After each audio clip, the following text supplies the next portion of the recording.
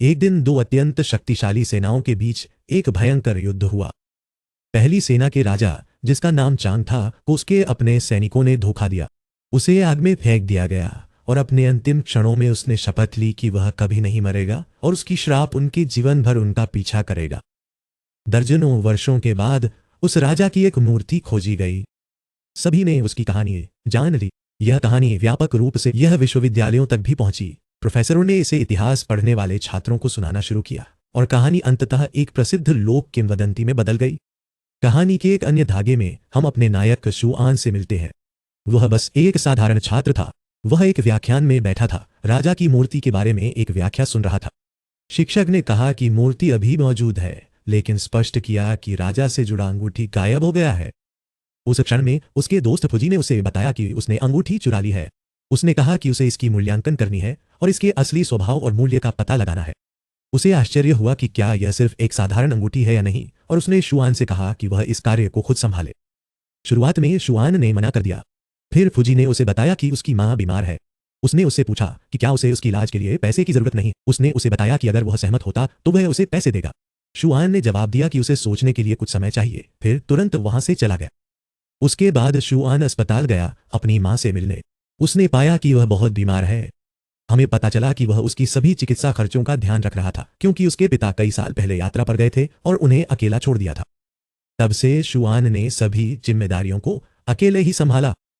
शुआन ने अपनी मां की स्थिति के बारे में खुद को आश्वस्त किया। अचानक नर्स ने उसे बुलाया। उसने उसे बताया कि उसकी मां की स्थिति गंभीर है और दवा तुरंत खरीदनी होगी। शुआन ने उससे 2 दिन का समय मांगा, लेकिन उसने उसे बताया कि उसकी स्थिति इंतजार नहीं कर सकती। जैसे जैसे स्थिति दिन ब दिन बिगड़ रही थी, उस क्षण में शुआन ने सहमति दी। वह तुरंत अस्पताल से बाहर निकला, फुजी को फोन किया और उसे बताया कि वह अंगूठी को आजमाने के लिए तैयार है। कुछ मिनटों बाद शुआन फुजी के स्थान पर पहुंचा। वह वहां एक बड़े सुरक्षा गार्डों के समूह और एक लड़की को देखकर हैरान था। शुआन उसे पहली नजर में ही आकर्षित हुआ। उस क्षण में फुजी ने उसे अंगूठी दी और उसे पहनने के लिए कहा। शुआन नर्वस और डरा हुआ था। जैसे ही उसने अंगूठी पहनी, झटका लगा। अचानक वह सांस लेने में असमर्थ हो गया।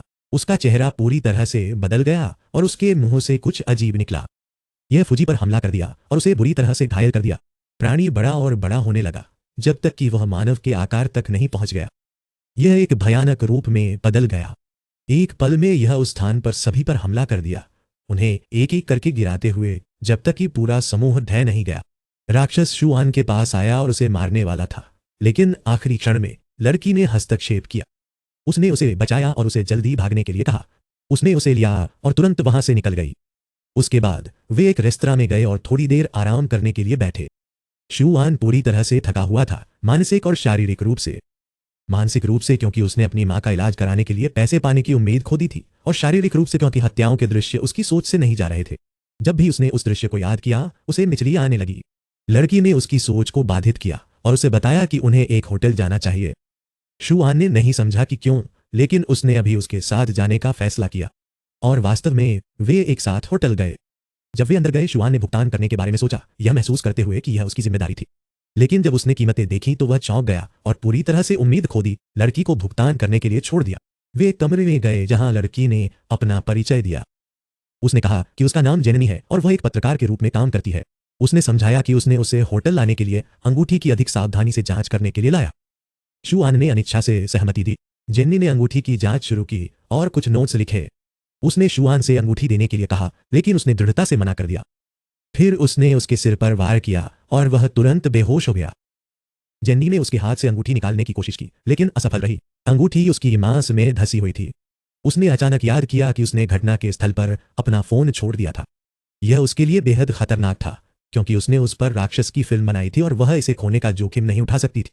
इसलिए उसने उसे खोजने के लिए कमरे से बाहर निकला। जहां तक शुआन का सवाल है, वह गहरी नींद में था। उसने एक भयानक सपना देखा जिसमें उसने राक्षस को देखा। राक्षस ने उसे बताया कि वह कभी भी अंगूठी नहीं निकाल सकेगा और यह उसे तब तक परेशान करता रहेगा जब तक कि अंगूठी उसके हाथ पर रहेगी। शुआन ने तीव्र भय महसूस किया और अचानक जाग गया। उसने सोचा कि जो कुछ भी उसने देखा वह बस एक सपना था। लोगों ने दरवाजा तोड़ दिया और कमरे में घुस गए। उसने पाया कि वे सरकार से थे। उन्होंने तुरंत उसे रोक लिया और बताया कि उसे हत्या का आरोप लगाया गया है। शुआन ने उनसे पूछा कि वे किस अपराध की बात कर रहे हैं। उन्होंने उसे बताया कि उसे 10 से अधिक लोगों की हत्या का आरोप लगाया गया है। शुआन अत्यंत चिंतित हो गया और उस क्षण में जेननी को याद किया। उसने उन्हें बताया कि उसने किसी को नहीं मारा और एक विशाल राक्षस जिम्मेदार था।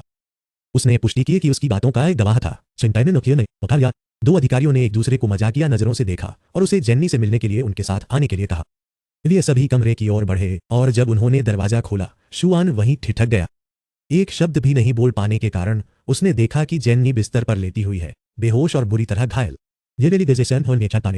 और शुआन यह समझ नहीं सका कि क्या हो रहा है, जैसे इस एनीमे में त्रासदियां कभी खत्म नहीं होंगी। उस क्षण में पुलिस ने उसे बताया कि उन्होंने जेन्नी का शव उसी स्थान पर पाया है जहां बाकी शवों की खोज की गई थी। घटना के सटीक स्थल पर शुआन ने यह सुनकर अत्यधिक भय महसूस किया और जेन्नी को जगाने की कोशिश, लेकिन कोई फायदा नहीं। एक अधिकारी ने उसे पकड़ा, उसे जमीन पर पटक दिया, फिर तुरंत उसे बाहर ले जाकर पुलिस स्टेशन ले जाने के लिए कार में डाल दिया। उस क्षण में शुआन ने अपनी आंखें बंद कर दी। टूटे और निराश बार बार कहता रहा कि उसने किसी को नहीं मारा और वह केवल चाहता था कि कोई उसे विश्वास करे। जब उसने अचानक अपनी आंखें खोली तो उसने अपने सामने राक्षस को पाया। राक्षस ने उसे बताया कि कोई भी उसे कभी विश्वास नहीं करेगा और कि एकमात्र समाधान उन्हें सभी को मारना है। इसने उसे आश्वासन दिया कि यह उसे ऐसा करने के लिए आवश्यक शक्ति दे सकता है। इसने कहा कि उसे केवल इसे अपने ऊपर कब्जा करने की अनुमति देने के लिए सहमत होना है, फिर वह उन्हें मार सकेगा, भाग सकेगा। जैसे जैसे राक्षस बोल रहा था, यह धीरे धीरे शुआन के शरीर को अपने कब्जे में लेने लगा। लेकिन शुआन क्रोधित हो गया और चिल्लाया कि वह बिना कारण किसी निर्दोष व्यक्ति को कभी नहीं मारेगा। राक्षस ने शांति से जवाब दिया कि यह कोई फर्क नहीं पड़ता और अंततः शुआन इसके बारे में सोचेगा और प्रस्ताव को स्वीकार करेगा। शुआन ने अपनी पूरी ताकत से चिल्लाया कि वह कभी सहमत नहीं होगा। राक्षस अचानक गायब हो गया।